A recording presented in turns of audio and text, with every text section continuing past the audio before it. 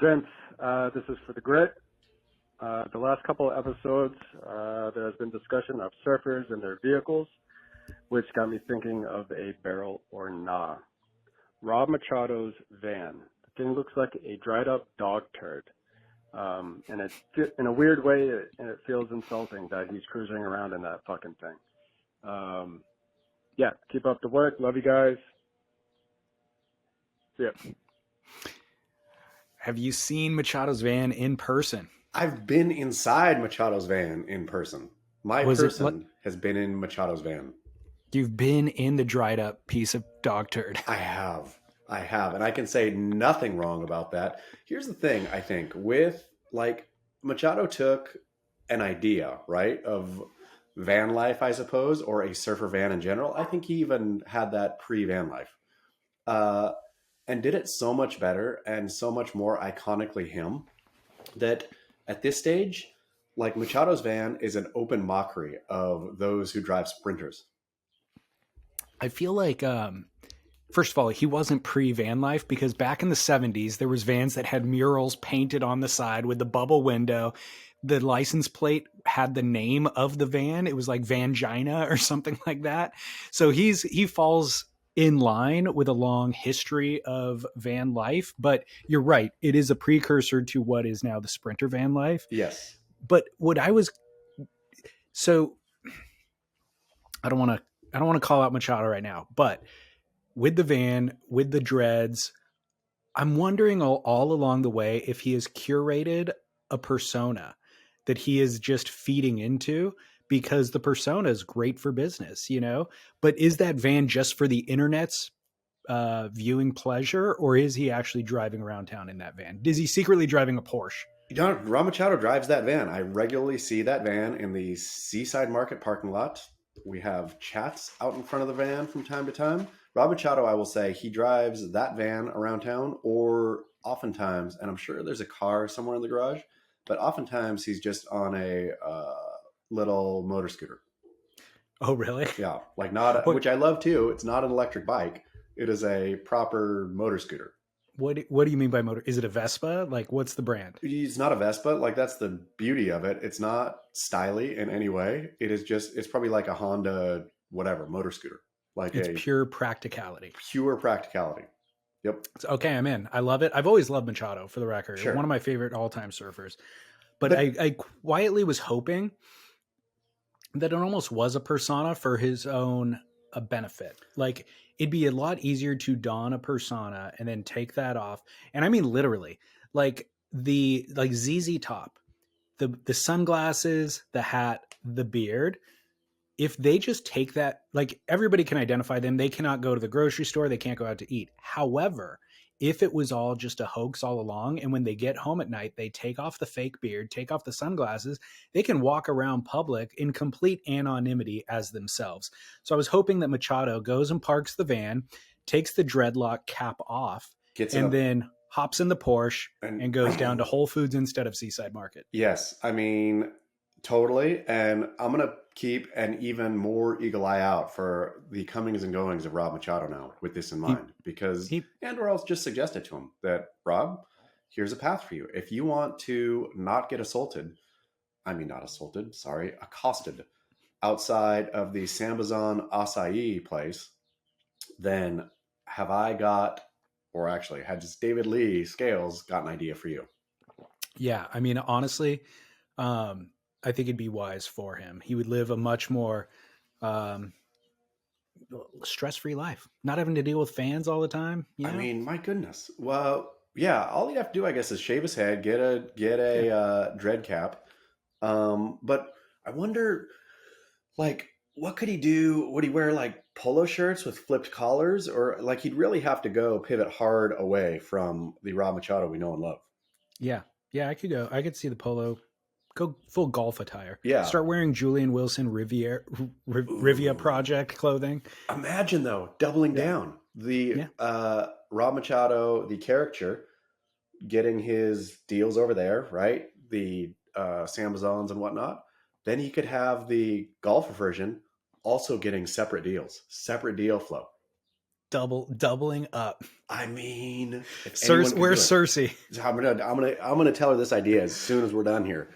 Oh, don't worry, right. She'll listen to it. She'll listen to it as soon as the pod goes live because she listens to every one of our podcast episodes. You're welcome, Cersei. Or and Rob, actually. I do love how like with him, he could obviously afford to drive an expensive, nice, kitted out Sprinter van if he wanted to. Yep. And I love when people do that, exactly what he's doing. And I love when Dane back in the day, I remember going to the Lowers event when Dane was on tour, making $4 million a year from sponsors. He was driving a 1988 Volvo. Yep. I saw him roll up in the parking lot, and it's like, I love that about people. Yeah. You know? Didn't care. Didn't need, like, people who are so, that's the thing. And I would imagine this is where you can get back to our Venn diagrams here. The Venn diagram where Rob Machado and Dane Reynolds cross, there's a lot of crossover there. But I think a whole ton of it is don't care what you think. Oh, yeah. Completely. They're clearly themselves on their own trip. Do not need to get a nice car in order to advertise to you, hey, I've arrived. Yeah, I'm all about it. Congrats on figuring out how to not be influenced by everybody's. Yeah. I did get another call. I'm not going to play it for you, but he did specify that there is a Volkswagen van distinction. The one that we are talking about in previous weeks is completely, the bus, the surfer bus, is a completely true assessment that we made. Whereas that is synonymous with surfing, that Volkswagen Spicoli bus that he rolls out of in a puff of smoke. However, not a single good surfer in the world drives that bus. And in fact, if you do drive that bus and identify as a surfer, it's an identifier that you are in fact a kook, because nobody hops out of that thing and shreds. But the distinction that the caller made was that there is a Eurovan, the Volkswagen Eurovan. That's and different, almost inevitably, it's the exact opposite. The Eurovan driver shreds. There's never been a kook who drives the Eurovan. That is so true. That is absolutely true. But the Eurovan is a far different vehicle than the Volkswagen bus that completely you and I are thinking of. Exactly. Volkswagen's got a lot of range, apparently. I mean, I feel that in terms of those shredding, we identified, of course, the mighty Toyota Tacoma. I'd say if a person rocks up in a Volkswagen, that's second. Like, could be a Jetta with the seats folded down with the board in the trunk, right? Like your standard, normal V-dub. I think births a shredder as well. The Volkswagen's gotten into the SUV game in recent years, and those look killer to me. There's like a mid-price or something. SUV, yeah. The Taos. I like it. Okay, well, hey, the huge news story coming out in surf world last 48 hours, 36 hours. JP Azevedo. JP, the name that nobody knew until but hours ago, as you said. Now, everyone knows for all the right reasons. He's the ultimate villain. I mean, and I like naming the story, honestly, after the villain. Like he deserves to have, I guess when it's a school shooter or something like that, don't give them any credit at all. Yeah. But this guy deserves to be put on blast and vilified via social media and in his real life too. So the story broke about 2 days ago. I think it was about a day and a half ago. I started getting messages coming out of Bali. Female surfer Sarah Taylor, pro surfer, published the footage, and then a bunch of people shared it, and it showed her taking off on a wave. Now, more information has come out, so I will explain kind of the context after, but I'll just explain how the story broke first. Sarah Taylor took off on a left. She's goofy footed. She gets burned by a full-grown male who's a regular foot, so they're kind of facing one another, and he's headed down at her on the wave, so she puts her hands up to basically block. It wasn't like an aggressive, get off my wave. It was more just like a push back, like, whoa, you're about to hit me. He ends up going out the back of the wave. Cut to her paddling out after that wave, and another surfer in the lineup, male, paddling straight to her and punching her in the face. Then cut to footage of them on the beach with the male surfers attacking not only Sarah, but her filmer, who is also a female. So 2 females being attacked by 2 fully adult grown males. And apparently also being pinned on the ground and attacked. It wasn't all just kind of punches. It was a elongated, prolonged 15-minute assault, essentially. There was about 20 people in the lineup, did nothing. There was 15 people on the beach watching the melee, also did nothing. That footage went viral real quick, and within 24 hours, the story was written on a number of platforms, including Beach Grit, Stab, The Inertia, and the internet sleuths immediately identified one of the assailants as JP Azevedo, who is Brazilian, spending half a year in Bali. Further information came about at JP Azevedo. Firstly, that he's been enacting this type of assault in the water in Bali every single day. Like in that session before Sarah paddled out, he had done it to a bunch of other people in the lineup. He had been doing it at Uluwatu previously. So if that's just his MO, if he's in the lineup, he's going to punch people just to let them know their place in the lineup, essentially. And he's going to go on any wave that he wants to. And apparently people were just letting it happen. Like people didn't want to pick a fight. They figure, hey, this guy's an a-hole and he's crazy and I'm just going to not engage, I guess was the strategy. Well, further information came out that he had in fact been run out of his local town in Brazil. And because he and his girlfriend had broken up and they had broken up because he was physically abusive to her. So the townspeople found out apparently he was beaten up by people in the town and essentially run out of town. Well, another news story broke yesterday where that, in fact, girlfriend got on Instagram and said, I was horrified to see my ex-boyfriend's behavior in Bali. And I just want to verify that, yes, in fact, he did physically abuse me. And that is why he left town. Here are photographs of my battered face. And she published the photos, black and blue. It looks like she had been in a UFC fight. It was brutal. It was very, very damning.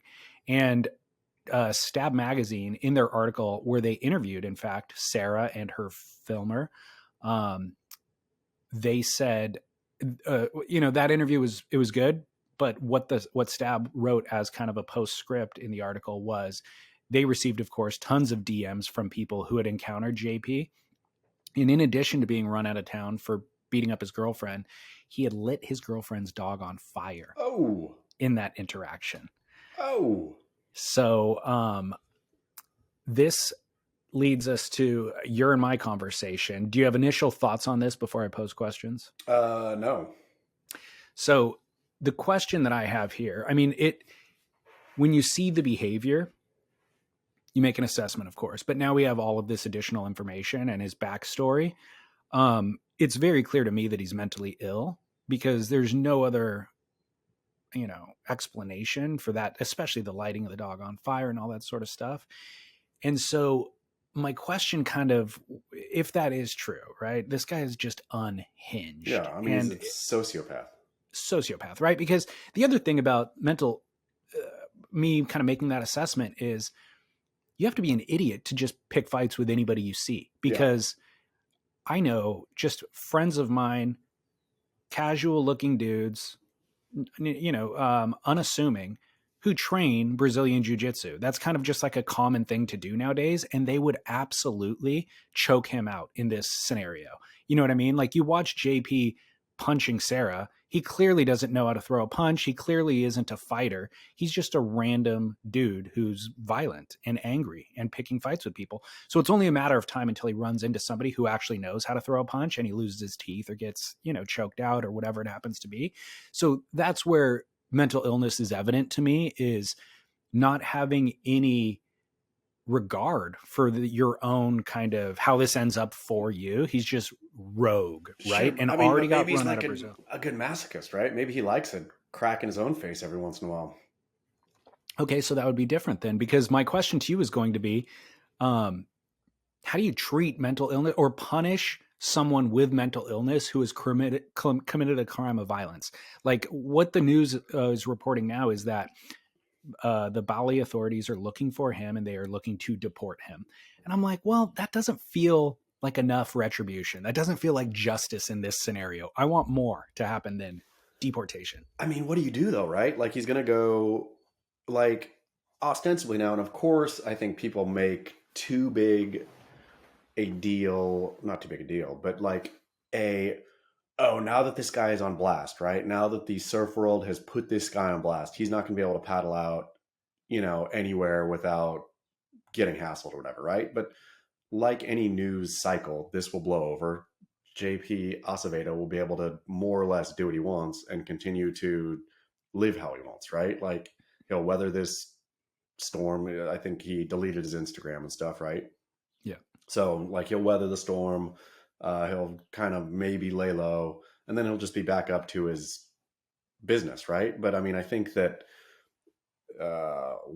life will eventually catch up with him in terms of not in a karmic way, but you keep on beating people up and doing, he's going to kill someone or get killed, right? Well, that's why we would like to see some sort of justice that prevents it from getting to that point. I mean, but what do you do? Like, you can't lock him up forever for beating on his girlfriend. You can lock him up for 5 years or whatever. Well, that's where, honestly, I'm almost embarrassed to admit this publicly, but I do have maybe an immature or undeveloped part of me that fully wants jailhouse justice in these types of scenarios, because you're right. I don't depend on the judicial system to actually enact a fair retribution for somebody whose behavior is this egregious. And I'm not talking about the punch of Sarah, which was egregious. I'm talking about now that we know the full context, now that we know he's just running amok. We have a mentally ill person who has not been diagnosed and not been treated. And honestly, that's kind of the fault of himself and the people around him. Like they need to be responsible for making sure that this person who's in our society does not run amok. And so now that he is, guess what? You guys didn't do your jobs. So there needs to be some form of pitchfork justice, let's say, if he doesn't end up in jail, for him to be stopped. I mean, but that's the problem, right? Is also, I mean, I think let's go back, dial it back a bit to standing on the beach there while he's beating up on two women, right, with his buddy. Yeah. There was a lot of people standing around just watching, right? Yeah. And I understand the impulse not to get involved, especially if you are in a foreign country. Who knows how a thing is going to go sideways, right? Like, let's say it turns into a big melee, you get tossed into jail too. You're, I mean, but all things equal, that's when you stop counting the cost, to be honest. When you see somebody weaker getting beaten up by somebody stronger, it doesn't just have to be a man on woman. It could be anything, right? But it's a act of bullying. Then you have to step in. Where I think if our society in general has become so averse, I feel, to saying, oh man, I wish that I was not here right now. I wish that I wasn't on the beach witnessing a dude hitting a woman, but I am, and I have to do something about it. Like, where if society acted that way more, then JP or people like JP, there might be more control on them, right? If you know that, if I act out, I'm really going to get a bunch of people jumping on me, then maybe you won't act out as much. Yeah, I don't know if it's a societal effect or if it's a legitimate human effect. I know it's been studied sociologically. It's called the bystander effect, and this happens, but it's not unique to our society. Like, it happens everywhere. And so there is something that, it's built into humans for whatever reason. We are going to downplay and, I think in that scenario, people were watching it going, those women are still defending themselves. They aren't actually getting beaten. It's not like they're unconscious on the ground and these people are still beating them, because I think at that point, I mean, who knows? People would. Yeah, you're right. Who knows? Because I think in that bystander effect, when they've studied it, the examples it's in horrible real things happening. Yeah, like a woman getting raped in public and people walking by. You know, like that was one of the stories in those studies or whatever. So yeah, I don't know where the line would be, but I agree with you. I'm not suggesting that this wasn't the line. I think that this line was crossed and that people should have intervened in this scenario. But I think that the other thing that fed into that was he had already done that to other male surfers in the lineup, and they had, for whatever reason, decided not to stand up for themselves. And so when they just saw it happen to one other person in the lineup, they're just like, wow, this is just what this guy is doing, you know? Yeah. I mean, but that's again, I think your idea of pitchfork justice, it needs to be done in the moment. I think the mob gathering later doesn't, because what can the mob do, right? I mean, the internet mob is going to, like Kelly Slater, and get, good on Kelly for throwing his voice in the mix and saying, find this guy, whatever, and basically doxing. I mean, Kelly was, one of the bigger names for sure to post the guy's actual name and Instagram handle and tell Rizal to go take care of business and things like that, right? But after the internet rage, mob rage wears down, life goes on. But I think incidents like these, and of course we live in communities, right? But at least the surf community should think, okay, now that this is done, let's next time, if I see something in the lineup, if I see something on land, an act of bullying, then it's incumbent upon me to say something. I don't have to jump in and start swinging fists, but at the very least say, hey, stop this, knock it off. Right. Yeah, I agree. I think that is a great course of action that you've given to people to consider for future infractions. I think that pitchfork. What's bizarre to me is that there's other unhinged people who go and they stew. They hear news stories about a president, let's say Reagan, and then they stew at home enough until they formulate a plan to go out and attempt to assassinate the political figure. Why doesn't that happen with people like this? Like, now that everybody knows his name, they know where he lives in Bali because his house has been surrounded. People have stolen all of his surfboards, given them to local kids. This is also part of the news story as well. I'm not making that up. And they're waiting for him to come outside, but nobody has seen him.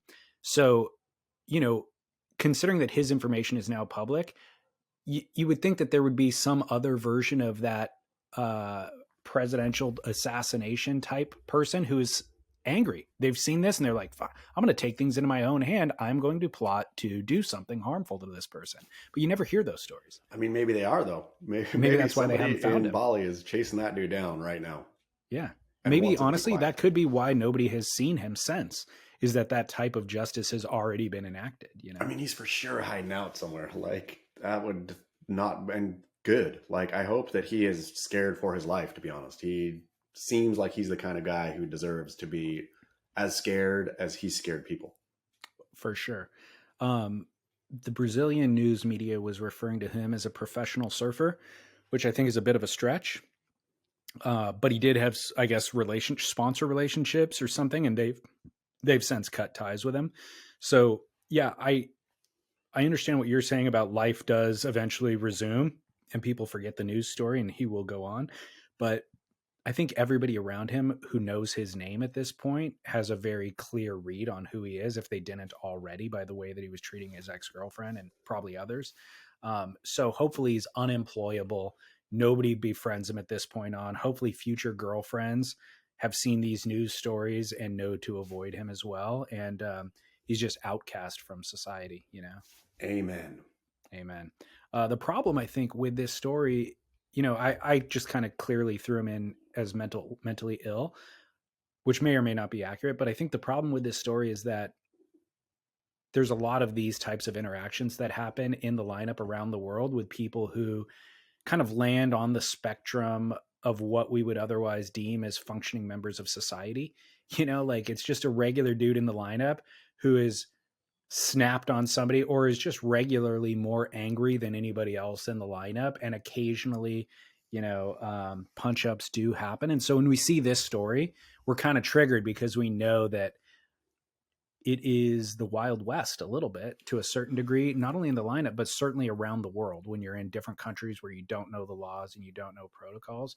And so it is triggering to be like, this Sarah could be me. I could be Sarah, that sort of thing. I mean, the thing about it is and we of course touch on this fairly regularly, is there is a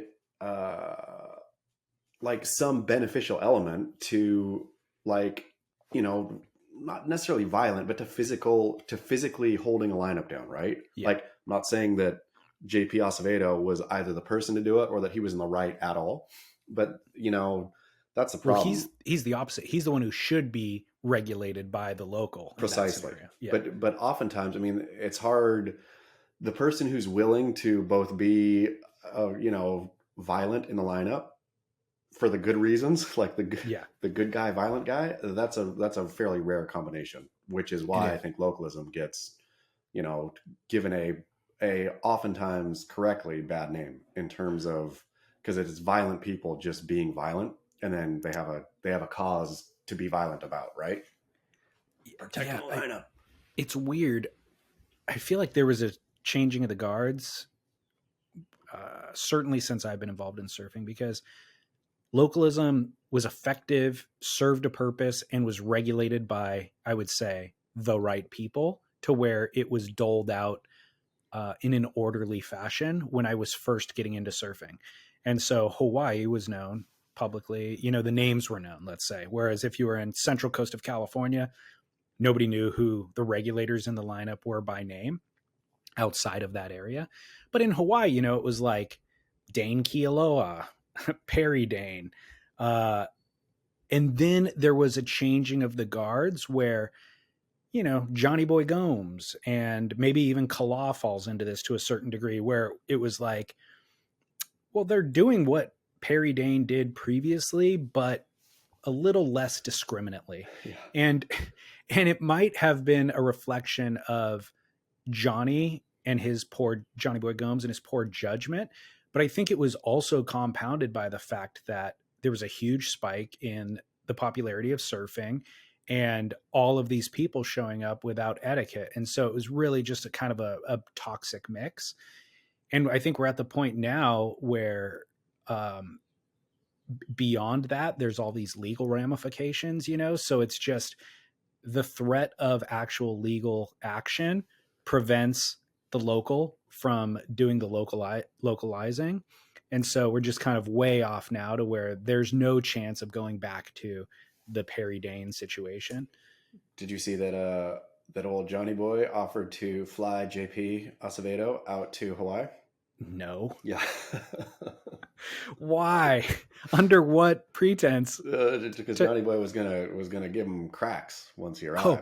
Yeah. Oh, okay. Thank God. I was hoping you weren't going to say invite him to dinner or have drinks with him or something. Nope. Johnny Boy said, "Hey, I think Johnny Boy offered to pay for half his ticket, maybe." Yeah. So JP Azevedo would have to pay half of his own ticket to go get his butt kicked. To go get beat up by Johnny Boy Gomes. Yep. Man, I will personally fund the other half of the ticket that Johnny doesn't pay for the record. If JP actually wants to take this. I mean, that was Johnny Boy's, why he chimed in on somebody's Instagram and offered that? I think he chimed in on Sarah Taylor's Instagram. Oh, or my Sarah Taylor. Gosh. Sorry. Yeah. That is so funny. Yep. Good stuff. Amazing. From JVG. Hey, we can always count on him for levity, I suppose. Yep. There's always humor in whatever he offers up. Well, that's a sad story. I'm sure there'll be more updates in the next week. Yeah, but again, I mean, I just think if we as surf community and just kind of look out for each other better. I mean, I think we can. I think you're right. Like the balance of localism and what it means and what it is has all been flipped, and the influx, especially post-COVID, in the lineup of people who have no idea what they're doing and are clearly in the way, and not only that, but like not humble about it, entitled people in the way who have no idea. It's aggravating, right? But I feel that the core surf community can both look out for each other better while giving helpful, like, hey, don't do that to the entitled kooks.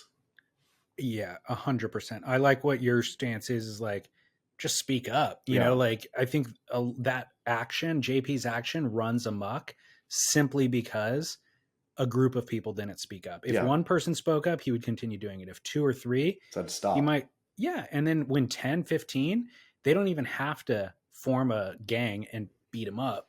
They would just vocalize the concerns, and I'm sure he would Yeah, I Or mean, maybe not. He specifically might not, because he apparently got beat up in Brazil before he came to Bali. So once you got but 14 people saying knock it off, then you're gonna have 14 people jumping on him, and at least if everybody's worried about going to jail, you spread the jail time around. It's okay.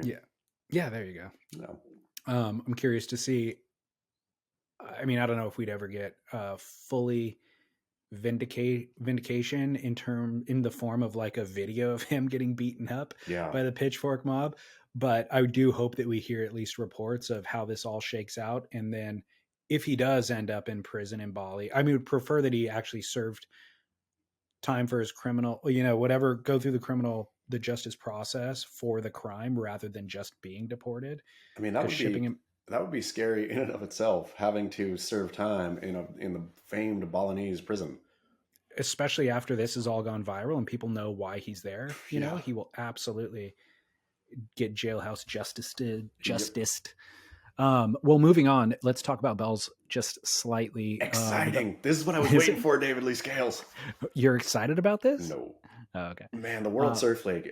I think at this point, we can honestly bring up, I don't know how, let's say, how much you, David Lee, believe in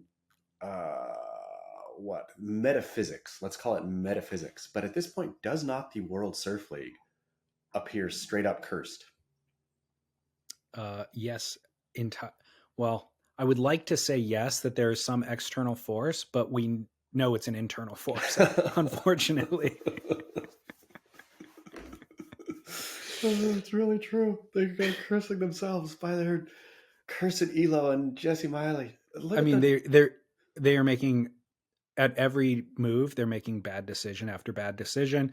We've enumerated them over years here, and the reason is, and we've also enumerated this, is like the complete missing of the original goal. Once you're missing the original goal, then of course every other decision is going to be wrong. So yeah, if your focus is not putting the best surfers in the best waves in the world, then you very rarely will end up having the best surfers surf the best waves in the world. Well, full stop. They're having them surf waist high winky pop if they're lucky. For the greatest surfer in the world to be eliminated into retirement, by the way. Yep. I mean, thankfully though, I forgot to write it last week. Where is the new rule again that nobody gets points in CT events as a wild card unless you're an ex-champ? I'll send it to you. It's in the rule book. I don't know which rule number it is, but I found it and I could find it again and I could send it to you. Great. But anyway, yeah, so Kelly, I mean, talk about making a mockery of the midseason cut. And I think we talked about this last time, is Kelly will, let's just crystal ball into the future, will very likely, or could very likely, get eliminated by Carlos Munoz and Connor O'Leary in the elimination round. Those are the two surfers who could send him out of, I mean, I guess we still have Margaret, but I think Kelly would be so far, if he got first rounded, out. He needs two big results in these two events. And so if he loses last place here, I don't know if maybe he could win the event in Margaret to first get back place in. Margaret. Maybe, but he won't do that. No, he won't do that. And yeah, so Kelly will be out. But then Kelly, the funny thing about all of this, so many funny storylines here that just make the midseason cut a mockery. Great idea. But a mockery in terms of that they're not going to, yeah, so Kelly will, you got to think, gets his wild card for Surf Ranch, right? Yeah. I mean, that's Kelly Slater's Surf Ranch. So Kelly gets a wild card there, starts building the points up. Because I think don't you get a decent chunk of points even with a loss at a CT event? No. You don't? You don't get points? I think you get points. You get points, but not a decent chunk. Not enough that would help him get, into the top, whatever. Requalify? I don't know. Yeah, I don't know. Well, I mean, what does requalification mean after the cut? Because after the cut, everybody from that portion of the season makes it into the next season. So if Kelly served every event post-cut as a wild card, yeah, you're right. As the lowest after the cut, you're still 16th in the world or something, which is, yeah, you're right. Okay. So Kelly will get points. Son of a gun. At Surf Ranch. He will go to Chopu for sure and get a wild card, right? Yeah. J-Bay for sure. J-Bay for sure. So all of a sudden now, Kelly requalifies through the tour Yep. because he was gifted.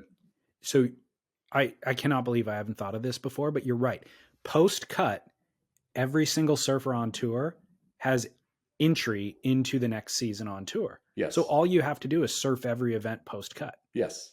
Done. But they won't be able to because they won't have wild cards. Kelly can. Right.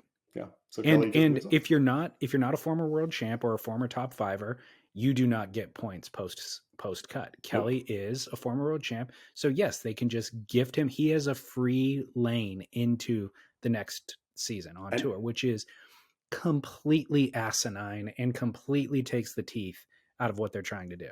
I mean, the mid-season cut, and they could have gotten big, you get your big rating spike to watch Kelly go out. I mean, even in the worst of surf, which forecast is still super bleak, right? Moving forward. Yeah. There's no real hope on the horizon for anything to happen, even in the waiting period at this point. Correct? I don't think so. Yeah. So Kelly's going to be, let's just say, sent out to the pasture at Crap Winky. And I guess he'll do his swan song at whatever Margaret River surf is going to be. Take your rating spike, watch Kelly, and then say goodbye to the champ. Make the tour and the teeth of the cut so sharp that nobody survives, even the greatest surfer of all time. If you come up into the cut, you're done. Yeah. Well, this will be the most watched elimination round heat of all time. I mean, nobody else would watch an elimination round heat prior, and now it's like, there's a reason to. The elimination round, I mean, I've harped on it so many times, but I went yesterday to look to see who Kelly was going to be surfing against in the elimination round. And when you see those 4 heats, it is such pointlessness. It is such absolute idiocy that the elimination round exists, that surf fans are gifted one more chance and a bunch more hours to see people who surfed poorly likely surf poorly again, with one of them surfing well enough to get out of it. Yeah. Or 2 of them. And by the way, it requires 2 days of competition to eliminate those 4 surfers. And I've stated this for years, and we could go back and look at the stats and they'll be proven to be true. But of all the contests we watched with those 4 surfers being eliminated, not one of those 4 surfers was ever a threat to win a world title, much less win that contest that they lost in. So if we know this already, then what is the 2 days worth of resource and expense worth? I just don't understand, when you're rejiggering the tour, how the elimination round wasn't the first thing to go. When you're dreaming up the mid-season cut and when you're dummying up finals day and all this and all that, how did they not think, wait, let's cut, basically, we can save ourselves a day. You could save a whole day with eliminating the elimination round. Yeah. Well, you were asking about the forecast, and it's a good question to ask, of course. Listener call just came in 10 minutes before we started recording. And he was like, I just want to let you guys know, I'm curious about the Bells forecast. So of course I open up my WSL app. I cannot find the forecast anywhere. He's like, if that isn't proof enough that they have no interest in putting good surfers in the best waves in the world, I don't know what else is. He's like, I could find Kelly Slater's Outer Known series from last year really easily. And I could find how to buy tickets for Surf Ranch really easily. But that's what they are doing now. Those are the things that they are focused on, selling you tickets to watch a contest in a wave pool or making you watch paid content from last year. I cannot find what's going to happen at Bells. No. It's crazy, right? But it's sort of ridiculous that they're spending the money they are on it. Like, the tour is, like, by any measure, expensive. That is an expensive tour to run. It is a lot of surfers. It is a lot of days. It is a lot of moving parts. That is not cheap, right? It is very clearly not their most important idea, their main theme. They have different things they're trying to achieve. That the tour is not the number one thing, right? And so why not just, I don't get what they're doing. Why not just slash it to be like, hey, we changed the tour, so it finishes in 2 days now. Great, off we go. Well, especially if you're losing money, and they are. By every really report that we have heard for years, including current investors in the tour who have to write a check for the losses at the end of the year to cover their portion of the losses. Asinine. It's insane. I mean, the whole thing is so asinine, but it's asinine. Like the absurdity of it gets more delicious to me every day. The regularly, and we can touch on Surf Ranch a little bit. Like Eric Logan's "The Momentum is Real" in all caps, and continuing to fake it till he makes it, to push out this narrative that surfing has never been growing faster, never so much revenue, just vectors and all his talk. Where you look at, I posted this on Beach Grit, the price of a Surf Ranch weekend pass 6 years ago or whatever it was, 5 years ago when it first ran, was $99 for weekend pass, right? This Surf Ranch Pro you can get into for the weekend, the whole weekend, for what is it, $40? I haven't looked it up. Yeah, I saw the article, but I didn't look it up. Well, I think it's even less than that. It's like, anyway, this event, the price of entry has like absolutely cratered in terms of tickets you can get for almost free. Like a day ticket you can get for free. You couldn't even get a day ticket, I don't think, for the first one. You had to buy the weekend pass, or the day ticket was expensive too. It was all expensive, right? They thought, we got a winner on our hands. Now, tickets are basically free. Whoever the band is that was playing, I've never heard of before. It's all just such a like Bush League version that's declined since it started to a Bush League version. But you got Eric Logan still jumping up and down. The momentum is real. If the momentum is real, that thing would be pumping, right? Absolutely, that thing would be, it's easy to get to from both Los Angeles and San Francisco. Like, you know, the marvel of the wave. If you're actually believing what you're selling, then that would be, Surf Ranch would be going off. The only silver lining I have in like kind of how farcical this whole thing has become is that we will be able to look back, and it will be like with very great clarity, this portion of time that was just ridiculous. I mean, beyond ridiculous, you know, like, and so it's cool that we're living through it and we can kind of comment along the way, but it will be very, very clearly a joke. My question is, here's a question for you, David Lee Scales. We should bring Vaughn Deadly on the show to ask him this question specifically, because I saw and I know Vaughn Blakey, fantastic, right? You like Vaughn? Mm-hmm. Who doesn't like Vaughn? Vaughn is one half of the Swellian podcast, which is great. Vaughn is a director of phenomenal movies, including the Claymation one coming out soon. Vaughn is like everything that's good about surfing, I'll say, right? I think Nick Paulette may be directing that, but yes, Vaughn's involved. Or yeah, Vaughn wrote it or whatever. Vaughn's involved. Yeah. Anyhow, like I was looking at JMD, Jesse Miley Dyer, chief of sport of the World Surf League's Instagram the other day. And your soon-to-be boss? Yeah, my soon-to-be boss. Back patting herself once again. There's nothing that either Eric Logan or Jesse Miley Dyer like better than celebrating themselves.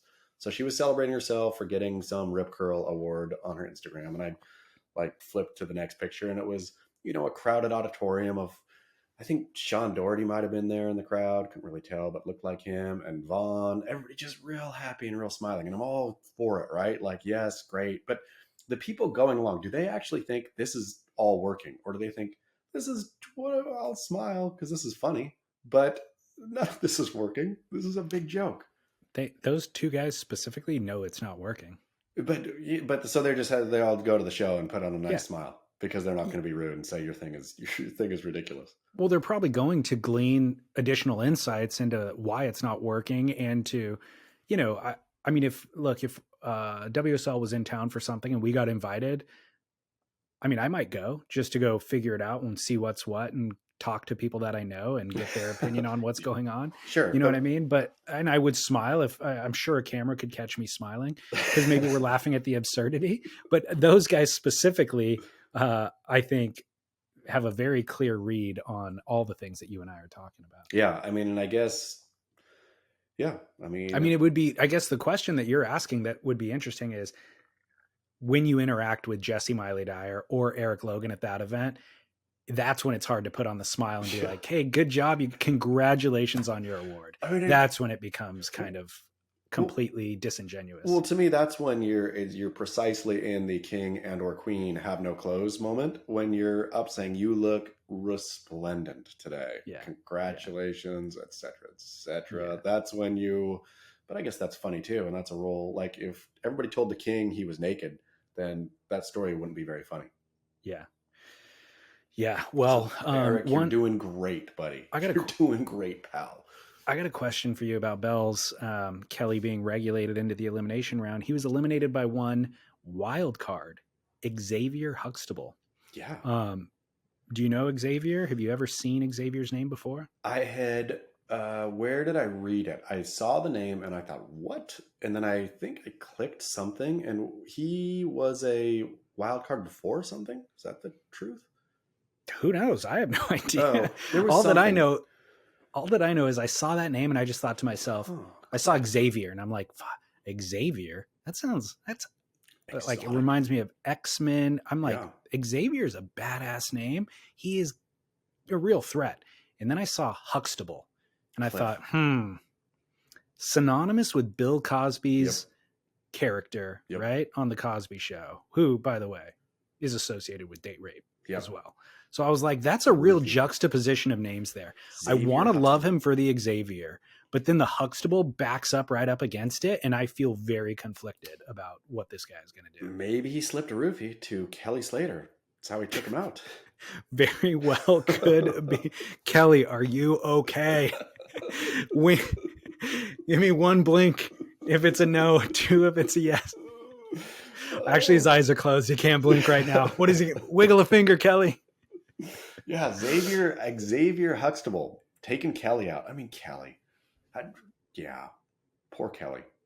Poor Kelly. But hey, I mean, Xavier could get you one of two ways: through his superhero prowess, or through the aforementioned criminal. Yep, a little bit of what was the drug that Cosby liked to dish out? Wasn't it roofie? It was. I think it was less severe than a full roof. I can't remember what it was. I don't know. I didn't really follow that very closely, but it got me thinking about oxymoronic names, and I was like, what about Jackson Baker? Yeah.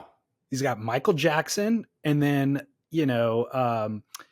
somebody who bakes delicious breads. Michael Jackson Baker. I mean, both those Michael Jackson, I'm sure, could have done well, like recruiting children if he was a great baker.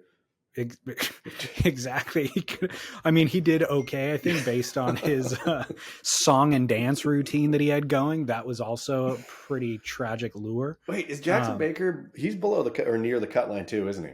Not sure. Haven't been tracking his career either.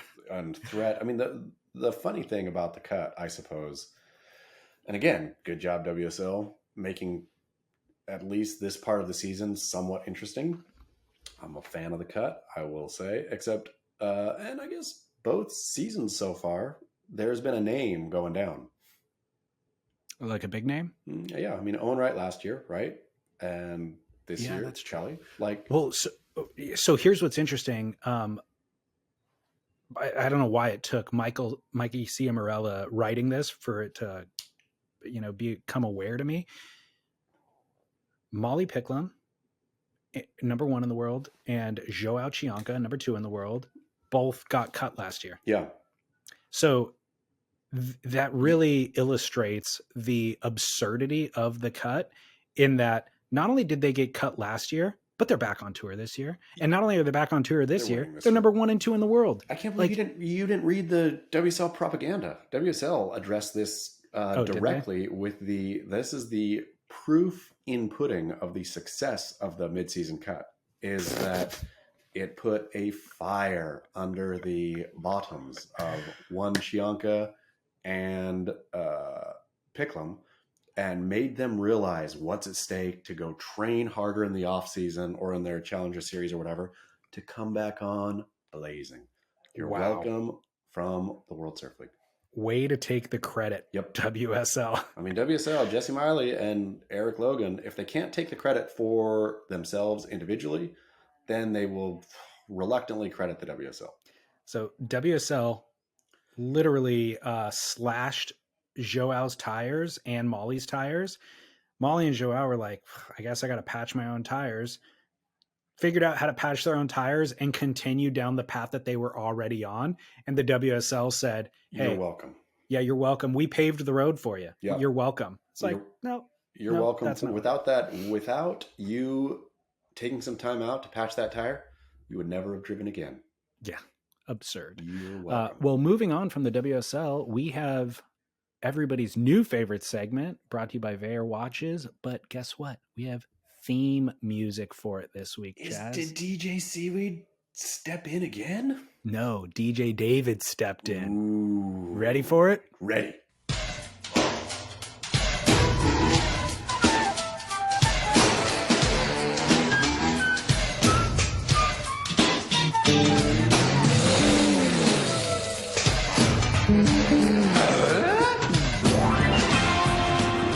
Tools to live by, brought to you by the ultimate tool that you can own, VayerWatches.com. Promo code SURF15 for 15% off. If you have an iPhone, Chaz, and you're somewhere on the planet that doesn't have a plug, guess what? The thing will go dead, and you won't be able to charge it. You won't know what time it is. You won't be able to do anything. No clue. But with a Vayer watch powered by the sun, these things are solar powered. They also have automatic watches, of course. The battery will never run out and will never fail you. Free U.S. shipping, easy returns, waterproof warranty, VayerWatches.com. It is the perfect tool, David Lee. It really is. Did you identify that theme music? It is from... Is it from Home Improvement? Yes. Yeah. Oh, man, I'm pretty proud of myself right there. Oh, well, only kids of the 90s would know, but Home Improvement had a segment, or I mean, the show that was on the show was Tool Time. Tool Time. So here we are. This is a good cut. I like this. Thank you. Thank you. Did it just for you. So we have a listener line call who wants to know, he needs tools to live by. So Great. You and I are going to provide advice. I'd like to hear your opinion on taking significant others on surf trips. Should they be just for the boys? Could you bring the significant other and maybe kids if you have, and you go somewhere that's got good stuff for the family and surf? Or should it be just reserved for surfing? If you're going with the family, commend. Thanks. Okay. Bringing the family on a surf trip or just going with the boys? Here's the thing right here. Know out the gate. If you are going on a surf trip and bringing your family and thinking you are having your cake and eating it too, shame on you. And you deserve the sort of pitchfork justice that has been reserved for JP Azevedo. Bringing a family means that, great, you are going to surf and you're going to be with your family. But sometimes surf's going to be pumping and you are, unfortunately, got the kid duty, right? Especially if your significant other surfs, and there's kids, But I mean, I think it's the lightly lowered expectations for I'm going to shred may benefit you, to be honest. I think that's what I think.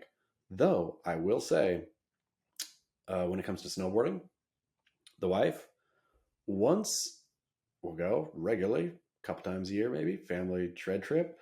If there is solid POW, it is sorry, see you later to everyone in the family. Doesn't matter. Like, she's got the real no friends on a POW day.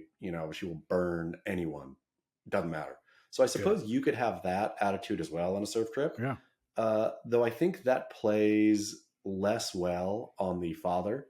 I think the mom can kind of do that and get away with it.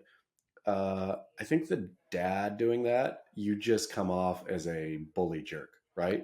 If you're like, you guys fend for yourself. It's pumping out there. I'll see you tonight. You look like the selfish dad who doesn't help out with the laundry, doesn't do the dishes, that sort of Precisely. thing. Like, I think the mom can say, it's pumping. I'm out there. See you guys later. Sort it out. And then that's a bummer for the dad, but you got to kind of lump that one, right? Have you seen Gerlach the last couple of weeks? He's in Niyama with his family doing like a residency, like a teaching residency.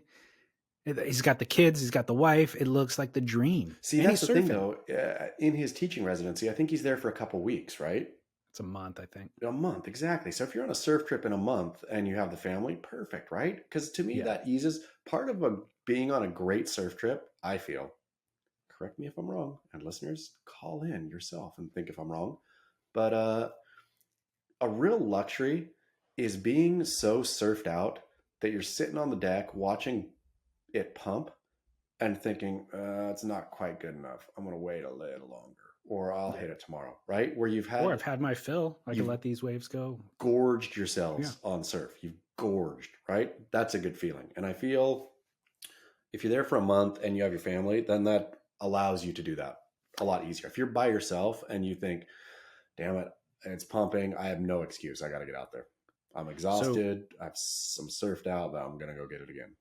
We have landed exactly where I actually started my thought process on this in my notes, which is the length of time matters. For sure. Like, if I would say, you're right. If you bring your family, you end up deprioritizing the surf purpose. You have right? Yeah, you're just like you're going to wake up, spend time with the family, make sure everybody has their needs before you start focusing on the surf. But if so, you want to have, so that's different. That's no longer a surf trip. That's a trip that maybe you get to surf on.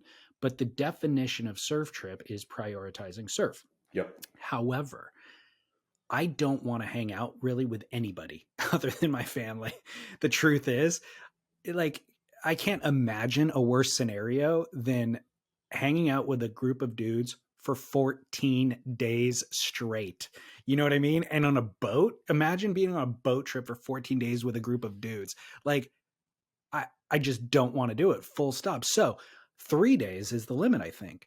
3 days with dudes focusing on surfing, I can do. What about 5 days? 5 is the max. What if Sam George is there? Well, we'll get to him later. 5 days is the max, but 3 is the right number. And again, it's a strike mission. There's a swell. That's 3 days. We'll get there for the rise of the swell, the peak of the swell, and the downturn of the swell, and we're out. Now that eliminates Indonesia as a destination, of course, because it takes a lot longer to get there. So it really limits geographically where you can apply this rule. But it applies because I don't want to spend 7 days with a group of dudes. Here you go, though. I'm going to open this up for you a little bit. I'm going to give you an open jaw, which is you are going, let's say you want to do a Mentawai boat with the dudes, right? Say it comes up. Say an offer comes up, 5 days on the boat. Okay, so you go do that. And then you meet the fam in Bali or somewhere fun, right? Then you're comboing up a surf trip with a family trip. They're two separate trips, but it just happens to be on the same itinerary.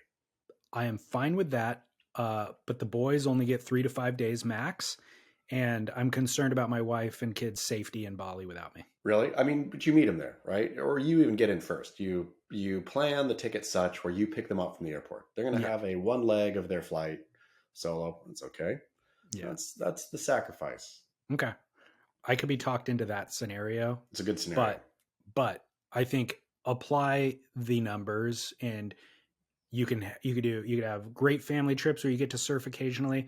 Take a full 2 weeks, go wherever, and squeeze in some surfing. Or if it's going to be a 3 to 5 day trip, go ahead, bail with the boys, focus on surf. There is those great resorts, though, I will say, like what's it called? Rancho Santana in Nicaragua. I can think of a couple more where it is a great resort on the beach with the waves honestly right there. And so you can be in the pool with the kid, see it start to turn on, grab your board, paddle out, leave the kid in the pool, and be watching for their safety from the lineup. That's no longer a surf trip, though.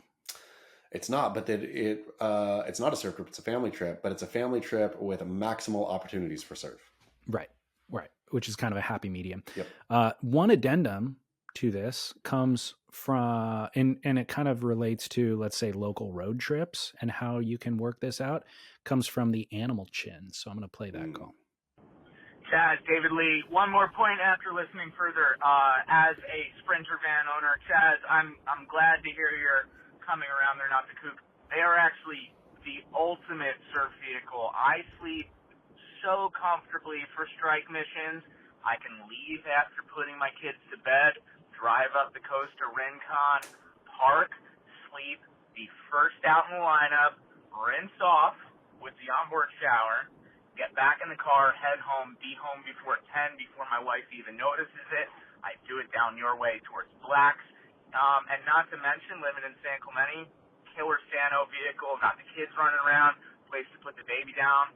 It has been a game changer, and it has opened up a wide range for me to surf. I am no longer bound by where I can get in a short period of time to avoid the ire of my wife. I can now open it up a little bit. Don't need to worry about buying a hotel room. Look, honey, I'll be back in the morning. You won't even notice I'm gone. Boom. Always a yes. Total barrel. All right, boys. Later. Makes a compelling argument. Makes a fine case for the Sprinter van. And yeah, I mean, in past shows, I can't really recall. Was I really anti-Sprinter? I can't recall either. Like, because I understand the Sprinter has its place, right? It's just become too much down here. There is too many Sprinters. There's too many people doing exactly what our friend the Animal Chin is doing. Therefore, there needs to be a culling of the Sprinters. See, I'm going to argue there's not enough people doing what the Animal Chin is doing.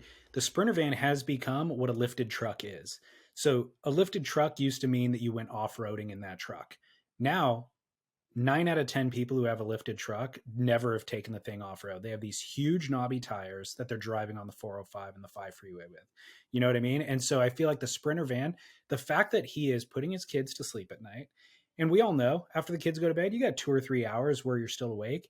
He is departing San Diego when the kids hit the pillow, driving up to Rincon, sleeping in the van, and then dawn patrolling Rincon and getting home by 10 a.m. That is the ultimate use of the Sprinter van, and showering in the thing. And then, when the kids do want to come with you, then there's a place for them to crash and all that kind of stuff. It makes perfect sense. It's just most people aren't using it that way. Good job, Animal Chin. Animal Chin solved it. I'm now inclined, and I was thinking to buy a Sprinter. I mean, I'm not going to, but I'm fantasizing about it, and I'm just thinking like the way I could justify it would be kit the thing out as a podcast studio. Oh yeah, that's smart. That is and then smart. We just, mobile podcasts, which I already do. I just have to set up the gear every time I show up somewhere. No, it could all be soundproofed. Just rock up to, whoever's I'm interviewing, and they, instead of me going inside and setting up in their living room, they come to you, come out. Yeah. And Genius. It'd be part of the, like the branding of the show. Like everybody we'd have some sort of saying like Jamie O'Brien does, get nuked or whatever he does. Come in the van and get I don't know what it would be. Nuked is actually Ben Gravy. Jamie's is stay psyched, I think. Oh man. Those guys, why? I guess it works. I guess having a catchphrase works, but my goodness, to have one would be a real bummer. I'm gonna have one in my van, and I feel like it's gonna get real creepy real quick. Well, anyways, as you're well aware, Tools to Live By is brought to you by Veyer. Veyer is spelled VAER. VeyerWatches.com. Promo code SURF15 for 15% off.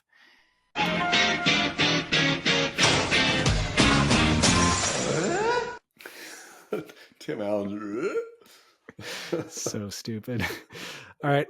True grit or clickbait stuff. Quote, Surf Buddha, Sam George guides readers of adult safe space website, The Inertia, to precipice of ecstasy by officially canceling secret spots, !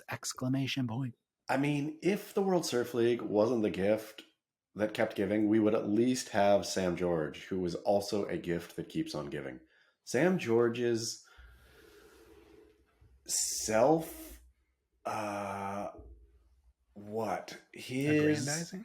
Not just self-aggrandizing. He does it in a way, it's like he truly does believe that he is the Surf Buddha. So calling him Surf Buddha is funny, but also the fact that he is not in on the joke, that he truly believes himself as an enlightened surf being who comes down and shares his wisdom with now people who read The Inertia. But like the first couple paragraphs of that thing were so beautifully crafted in terms of, so the thing, of course, the conceit was like he thinks secret spots are bad.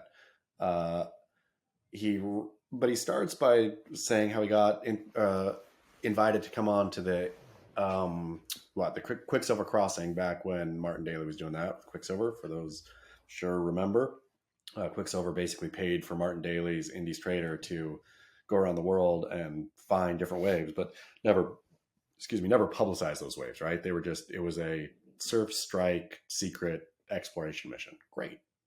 Who didn't love the crossing? Apparently Sam George didn't love the crossing because he thought it was exclusive and all this kind of stuff.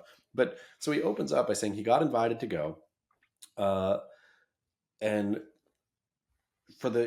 he had never, well, what was it? The way he wrote it was so good that he was presented with something that had never happened to him before. No, not the opportunity to travel around by boat and surf, explore for surf. He had been fortunate enough to do that a number of times, but no, he had to sign an NDA that said he would not reveal where the waves were. And he told Martin Daly, absolutely not, I will not sign that. I am against secret spots. So Martin Daly, of course, caved to the surf Buddha wisdom of Sam George, didn't make him sign the NDA. But then Sam George rambles on and on and on till it gets to the end where he says, I am anti-secret spot. What do you think? He's anti-secret spot because he thinks it is, I don't know, whatever, like watching pros rub in your nose that they can surf somewhere that you can't is rude. But he's going to gift the readers of the Inertia the opportunity to possibly appear in his follow-up, Death to Secret Spots Part 2, if they leave a comment. He might come down from his high enlightened perch and give them the absolute gift of all gifts to include their words in one of his stories. Epic. It sounds like he's run out of things to write about. I mean, Sam George. It's truly who cares? I have no opinion on whether secret spots should, who cares, dude? It is such, and it is like a thing to debate about that stopped being interesting a decade ago, right? Totally. Okay, you go somewhere, you post it on Instagram that this is where you're surfing. Okay, cool. Like, if that's what you wanted to do, that's what you did. Great. And locals, if they're mad about it, oops. That whole debate has not been a compelling debate for a decade. Well, the other thing is, I have a feeling that NDA's story is probably not true. Like, I'm sure he loved having access to something nobody had access to for decades.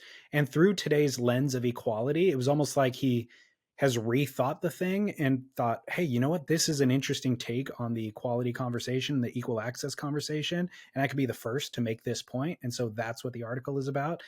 But it's not that interesting. And yeah, who cares? I don't care at all. And the Surf Buddha thing is, for a long time, because of the structure of the magazines and the role that he played, he was sitting above, on a pulpit, speaking down, and people were venerating.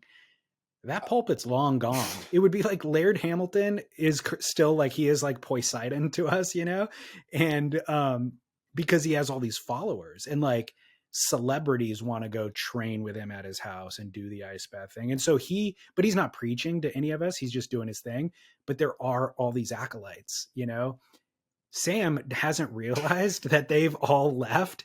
He's like the guru running the sex cult. And then all of the runaways actually have now run away from him.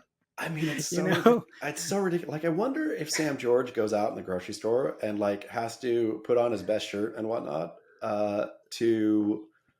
for all the people who are going to come and ask him for autographs and stuff. And then then nobody does. Yeah. But then he comes home from the store and thinks, what a weird day. I can't believe nobody came up to me today. Oh, lucky, I guess. I wanted to be left alone today. So I can see it right now. Somebody walking up to him to ask him for where, he put on that nice shirt and they think he works there. They think he's the manager of the Vons. And so they walk up to him to ask where the pickles are. And he's like, as they approach him, he's like, hey, how's it going? Yeah. I'm like, hey, you need an autograph? And they're like, huh? He's like, you want me to take a photo with you? They're like, what? I just want to know where the pickles are. He's like, oh, sorry. Yeah. Aisle 5. Yeah. Somebody posted, which I need to make it its own post. It's old, but in the comments of the last Sam George story that they put he was on wife swap when he was married to married to what's her name? Yeah.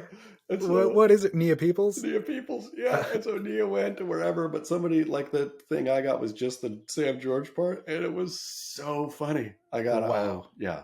Sam George and wife swap. If you're needing some comedy today, dear listener, it's on YouTube. I need to find that. I did not know that existed.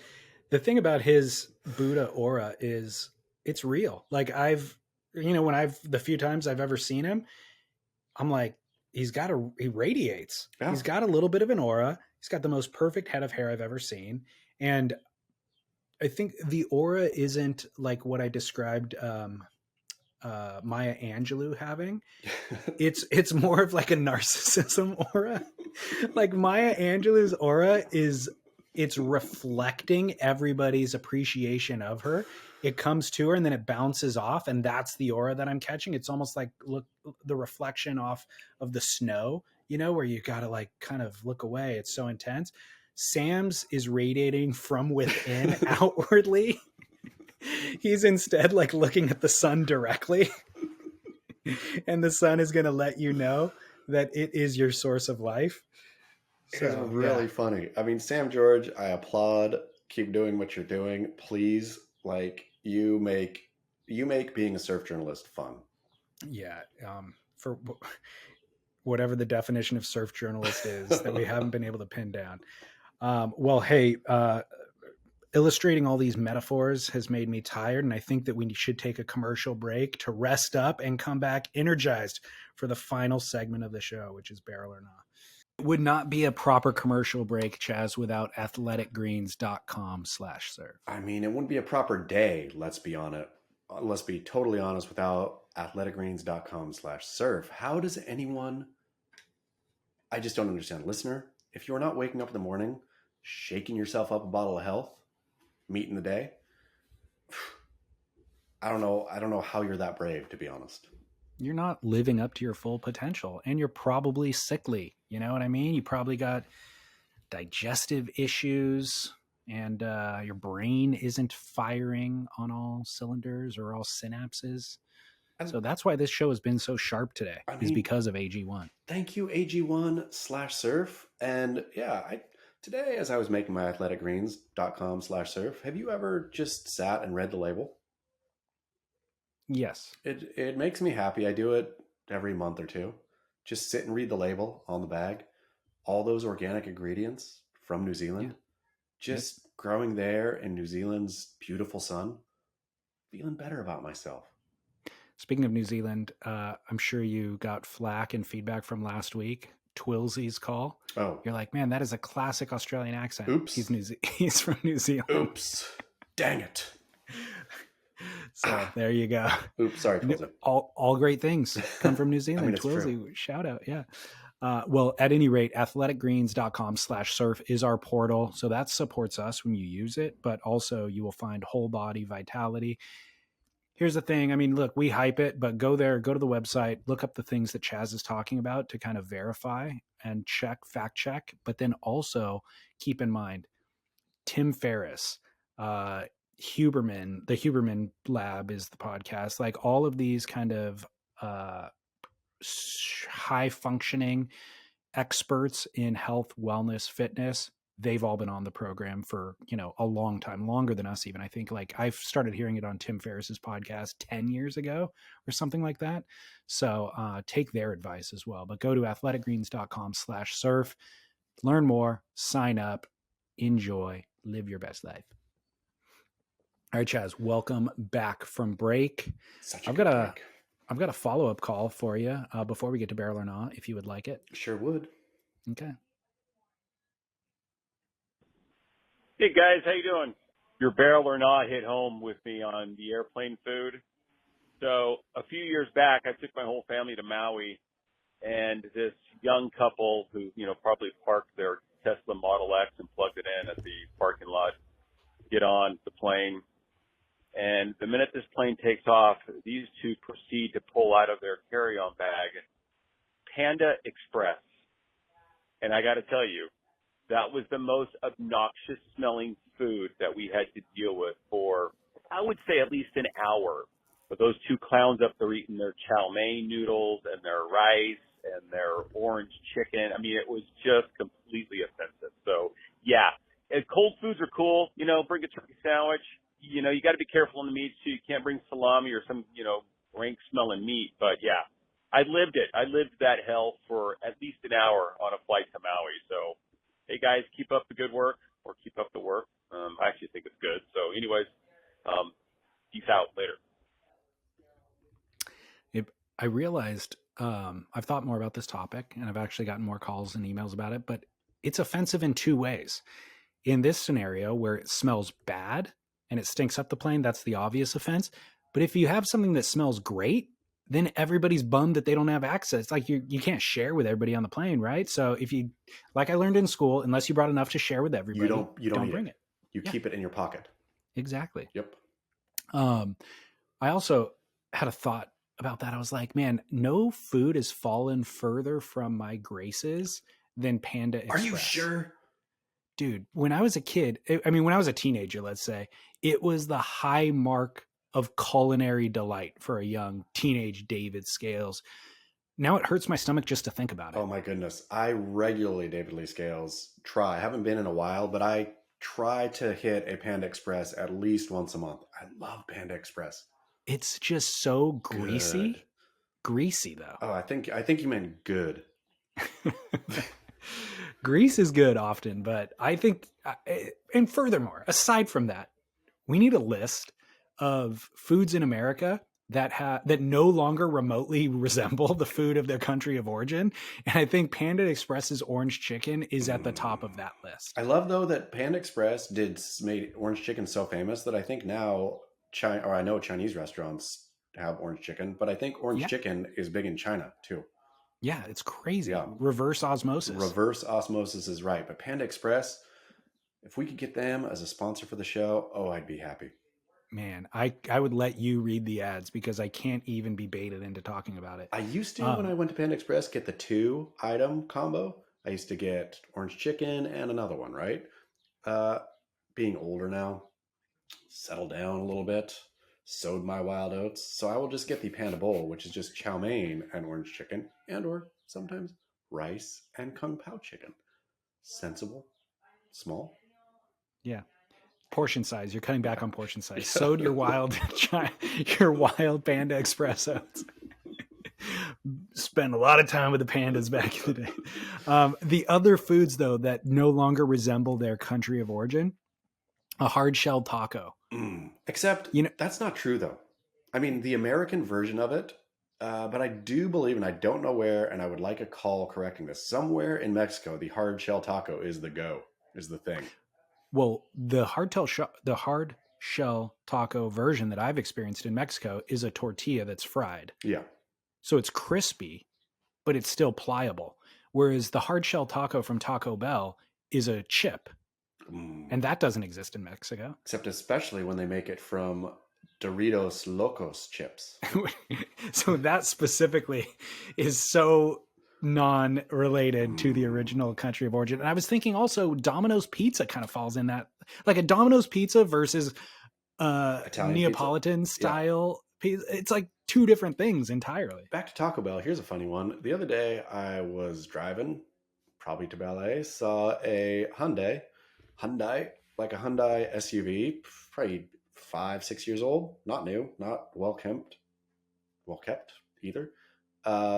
And its vanity plate was Taco Bell. Like actual, was it abbreviated in any way? It had to be abbreviated because you couldn't put Taco Bell in there. That's 4 and 4, right? Well, yeah. But it was as good. It was TCOBELL. Wow. Yeah. They are committed to the lifestyle. Do you think it's the owner? Well, is it Mr. Bell himself? If it wasn't on a Hyundai, an older model Hyundai SUV, I fully would have thought, That's the owner. But also, I read 9 times out of 10, I read a vanity plate and think, you did not need to say that. That's like, either something is so punny, haha, I get it, or it's just whatever. Rarely does a vanity plate, I like them, I like reading them, it gives you something to do but rarely do you think that was where you got bang for your buck there. Taco Bell, Right. Such a weird flex that it is straight up bang for buck. Like, the hardest core Taco Bell fan Yeah. that exists on the planet. I mean, it's epic though, right? Like, It's claiming Taco Bell. hilarious. This is what I'm spending money to claim my allegiance to Taco Bell. There's no sticker, Wow. Taco Bell sticker on the car. Nothing else identified it as a Taco Bell fan except for his TCOBELL license plate. And the other thing is, lots of times you read it and they could mean 2 or 3 different things. You're like, oh, they're probably mean this, but it could also be read this other way. Yep. That could be nothing else. That is Taco Bell. Yep. It is what it is. The youth pastor in my town, Coos Bay, Oregon, many years ago, had an unfortunate one. It looked, thankfully for him, I think we've talked about this before, like I love tennis. But it was supposed to be I love teens. No, it had to be the opposite. No, he meant for it to say, he's only got lucky that it looked like you could read it theoretically, I love tennis. What he meant to say, and what he was trying to say, was I love teens. Yikes, dude. Yikes. That is awful. How did he not? He just thought, man, I'm the youth pastor. I love, teens. I love but get the vanity plate. I love teens. Man, run for the hill. Run your teenager for the hills away from that guy. I wonder if the Taco Bell driver, like, you have your meal at a given place. Like, I have not eaten Taco Bell in 10 years, but 10 years ago, if I ever went to Taco Bell, I had a meal, and if I ever went to McDonald's, there was a meal that I got. I wonder if you're that hardcore of a fan, is you like the whole menu. Yeah, I mean, well, here's the thing with Taco Bell, and I'll speak, again, somebody who tries to go to Taco Bell every now and again, once a month, if I can do it. Taco Bell's menu has become where you can't really do the meal thing anymore. It's like a random, or maybe I just don't eat it enough. It's a random scattershot where I will show up, see the menu, panic, and get the cheesy burrito, the Mexican chicken pizza, and get 3 fully random items, eat maybe half of each, and be, okay, well, that was a weird order, but I don't quite know what to do. I don't know how to sort it out. Well, I'll tell you what, if you're ever stuck in the drive-through line and there's like 4 or 5 cars ahead of you, pull up the menu on your phone. Ooh, good idea. Pull up the menu on your phone. You could spend some time, because I agree with you. Once you're there interacting with the speaker, you don't want to make them wait. And it's panic time. I'm just like darting around the menu, just saying words. That's why In-N-Out is so good, just because you can't go wrong. It's just easy. So how hungry am I? Am I a single hungry or a double hungry? Yeah, well, that is the only question. I have one additional question though for In-N-Out, is just, why does it take so long? Yeah. Like it, first of all, it's in the name. The name is potatoes.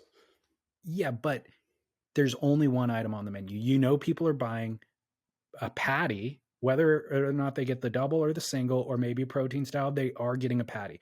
So when you see cars in the drive-thru, throw that patty on the grill, right? Like, their whole thing is, we don't make it till you order it. Look, a car's in the drive-thru, they're going to order a hamburger and fries. Go ahead and get them going. I think it's all the secret off-menu stuff, though. Like, how do you order? What are you doing these days with your In-N-Out? What is your In-N-Out order? Straight up cheeseburger, animal style, fries. So these days, maybe I'm the one causing delay, is I'm going mustard fried single with chopped chilies. Even that, they could figure out how to do it in less than 20 minutes. But how many? It literally takes 20 minutes to get through that drive-thru. Mustard fried, though. Have you done yours mustard fried yet? I like it, but no, I have not tried that. Get it mustard fried. I didn't know they even had chopped chilies. Yeah, chopped chilies. Well, my point is, like, there's only one thing on the menu, get it going. Whereas Taco Bell, there's also substitutions that people are making, yet there's 400 things on the menu. Are there? I think if you make a substitution at Taco Bell, they're giving you the same thing no matter what. And just with spit in it. Yeah. Add plus spit. It's written on the receipt. Yep. Okay. Well, hey, everybody's favorite segment of the show is Barrel or Not, of course. But you know what everybody's favorite segment that we ever do in a given year is? What? Showering praise on wetsuit copywriters. Mhm. They love that segment. And after years of us showering those people with praise, they have finally come back to support us. We've actually received a number of wetsuits as gifts due to that segment over the years. But now Buell Wetsuits, BuellSurf.com, Buell Wetsuits has stepped up to party and insist we don't need to do overt ad reads. We don't need to cut away to commercial and hit the talking points. They just said, we love Barrel or Not. Can we wrap that thing up in neoprene and present it as a gift to your listeners? And what did you say when they made that offer? I said, I can't wait. Thank you, Buell. I've always loved and had a soft spot for wetsuits made in Santa Cruz, where the water is actually cold. The fact that Buell's from Santa Cruz makes me so happy. The charisma of Ryan Buell putting out rap videos to YouTube. My goodness, the best epic brand, epic core brand. Thrilled to be partnered with them. And thank you for neoprening up Barrel or Nah. I mean, the segment's warm, gives you warm fuzzies, and I feel like it's pliable too. It's got some stretch to it. We've changed our opinions here and there. Totally. So yeah, Barrel or Not, presented by Buell, BuellSurf.com.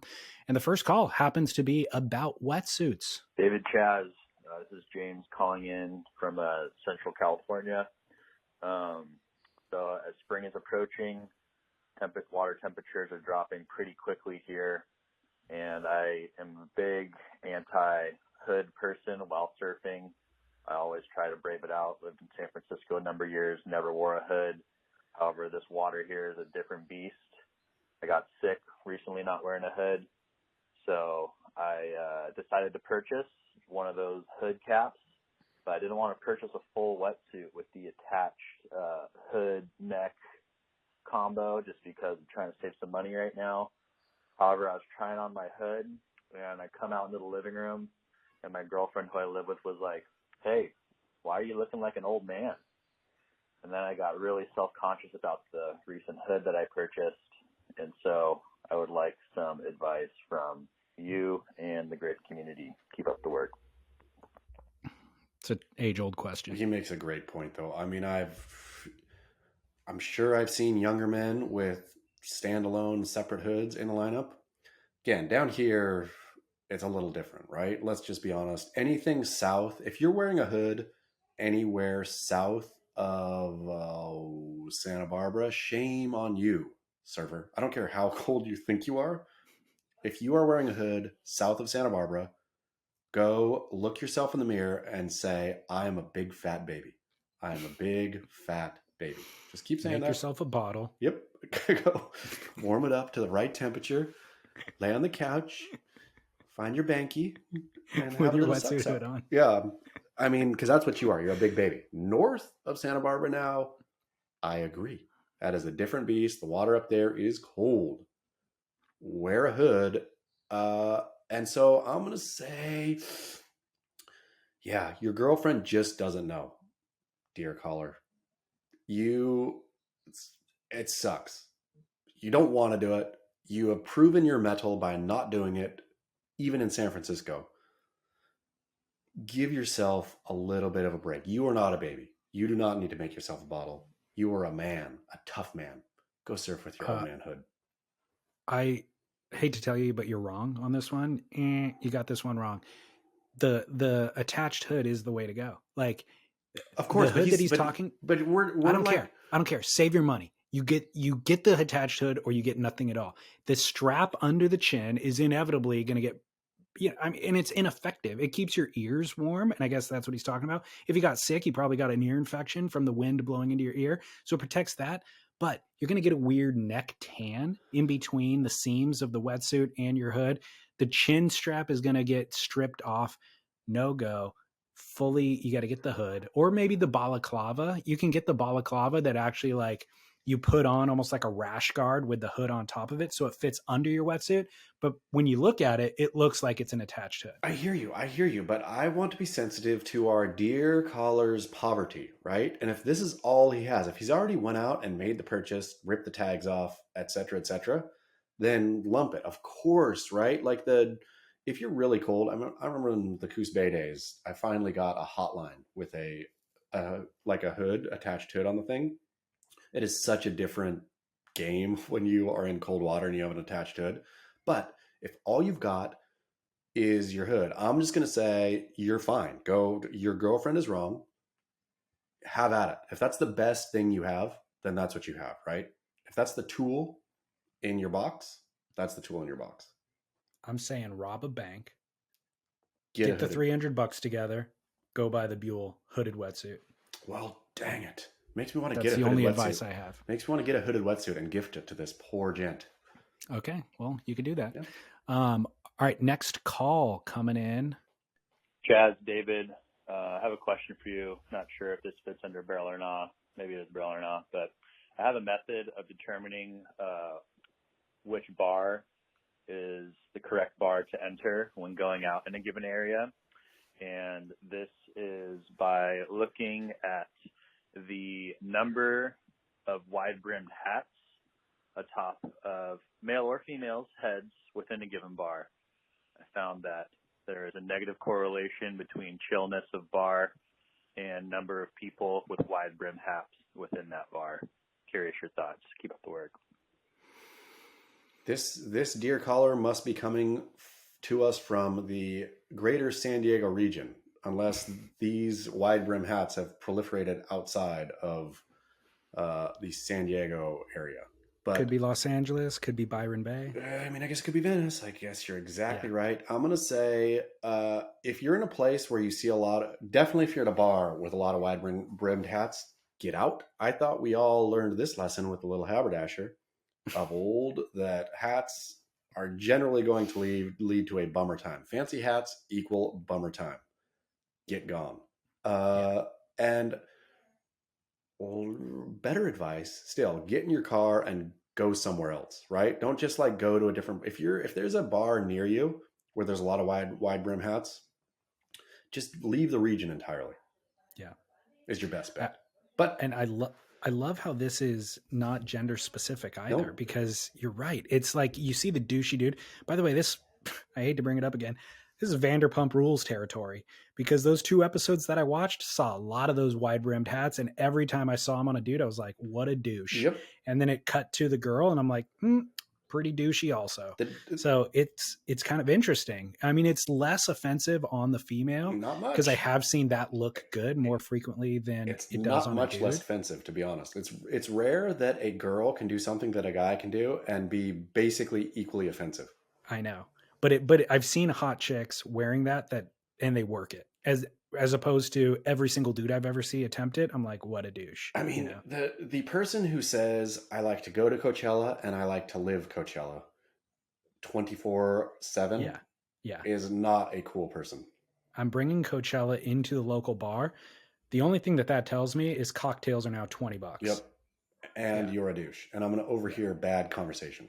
Exactly. So super savvy assessment from the listener. Thank you for offering that up. I will never go into a bar that I see that hat in again. Nope.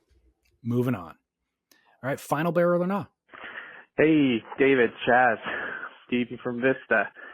Think I got a barrel or not for you guys.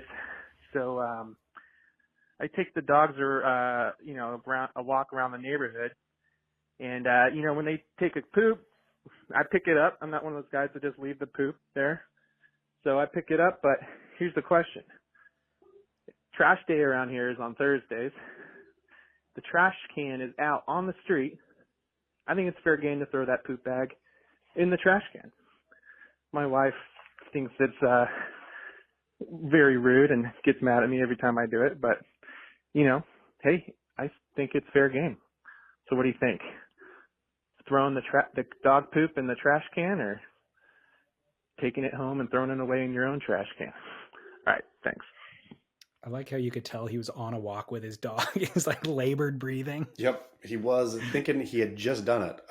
And Totally. yeah, okay, so this one is a relatively simple one for me. If your bags or your garbage cans are on the street, they are fair game, right? Be it trash day, be it no trash day. If they're there, then have at it, right? If you're going up somebody's driveway to throw it into their trash can, then that's rude. I think that's where you cross the line. Anything on the street, though, fair game, right? If you don't want your trash cans to be used by others for trash, then, you know, I don't know, get up earlier or shift your day around slightly so you can be there after the garbage truck leaves, so you can be sure to pull your trash cans in. Yeah. Otherwise, though, I feel that that's a fair rule that we can all live by. See, I feel like if the cans are empty, you take your poo with you. If the cans haven't been picked up yet by the trash truck, then it's public use if it's out on the curb. Because you know when things get caked at the bottom of your trash can and then they start to stink, dog poop being caked, and I know it's in a bag, but let's just say you throw it in there. The neighbor then, who owns the trash can, puts something heavy on top of it unknowingly, and that thing gets smashed into the bottom of the can and then becomes rancid over the course of the following weeks because it never gets dumped out. That's not cool. It's not cool. It's not cool, but I'm just going to say it's an easier rule. I mean, I hear you. You are being very polite and wonderful. I'm just going to say, though, if the cans are out, fair game. Okay. Well, you and I can diverge on this one. Yep. I'm going barrel only if there's trash the cans haven't been picked up yet. Yeah. Throw it right on top of everything else. But I also think we need to rebrand. He said, you know, when your dog takes a poop, it's always leaving a poop. Like nobody's ever taking the poop anywhere. It's the dog is leaving a poop. That's a good point. You're leaving it behind you. Even if you're going into the toilet, you're not, I'm going to go take a dump. No, you're going to leave a dump. And or have a dump. I guess you could have a dump. You could. Yeah. But you can't leave a dump. I mean, take a dump. Exactly. That's the only time you could take it is if you're the human taking it for the dog. Yeah. But the dog himself is not. The dog is leaving. Is leaving. It's a good point. Exactly. So we can rebrand. Good point. All right, cool. Well, hey, thank you, Buell. Buell Wetsuits. Great to have them along. Obviously, what's kind of cool. So Dane Reynolds is on the team. He does their subdivision line of wetsuits. Love it. Buell. Jamie O'Brien is on the team. He has an impact suit, like a 2 mil spring suit with the impact built into it. So they have really cool stuff. It's all available on buellsurf.com. They have foam boards. So check them out. They're all about fun, dude. Having fun. It's nuke. Yeah, just like barrel or not. They stay psyched. I think is what they do. Well, hey, great long show today. Catching up for lost time. Obviously, beachgrit.com is where you can get everything Chaz related. Also, I got so many calls about kissing kids on the lips. It's still building. I get DMs about them a lot. I know. I guess I've gotten a few calls, but I have gotten a lot of DMs. I've gotten emails about it. So we're going to close out this show, but I'm going to go ahead and just let a few of those calls play out so that, you know, I want to honor the fact that people sent them. They do have some interesting points. We don't need to build it into the structure of the show, but if people want to stick around and learn more about kissing kids on the lips, they're more than welcome to. I love teens, man. Yeah, and if we retain all of our sponsors after today's show and don't get canceled, it will be a miracle. Amen. So, yeah, and support everything. Find our sponsors, all that, promo codes, stuff like that on surfsplendorpodcast.com. All right, Chaz, great show. I will see you next week, and until then, bon voyage. All right, thank you, sir. Sweet.